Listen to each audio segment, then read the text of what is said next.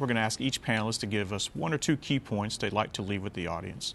David, let's start with you. Well, thanks again for having me. You know, in summary, I would say preparation is critical for these types of transactions. Obviously, there's a lot of very precise work that needs to go into setting up deal perimeters, tax structures, you know, operating strategy going forward, preparation of historical financial performance, et cetera.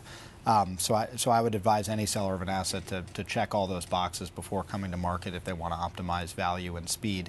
The second point is that, you know, we as an industry and we Blackstone as a firm try to be as flexible as possible. You know, we truly view these types of situations as partnership opportunities, and you know, our ability to deliver speed and certainty and creativity to get these done for our counterparties is hugely important to us and a major part of our business. Perfect. Dory.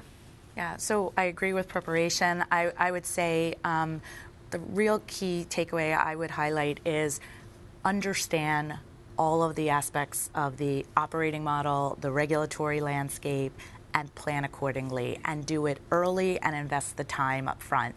There's so often people don't want to invest the time, and that only creates challenges downstream. I've never seen an inability for an organization to solve a problem, but it's always worse when you don't give yourself enough time to solve the problem.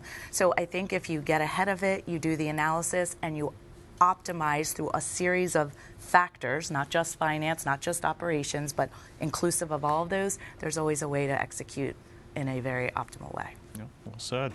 Liz, your thoughts? Sure. I think my point really just builds into what Dory's saying, and from a tax perspective, I think the real key takeaway is upfront involvement with tax, and that's both to avoid being part of that value erosion that we saw coming through, and as well as to build value in a transaction. Tax really can build value as well, but only if they're in a key piece of what is this integrated plan that Dory's talking about. Perfect. Paul, we'll give you the final word.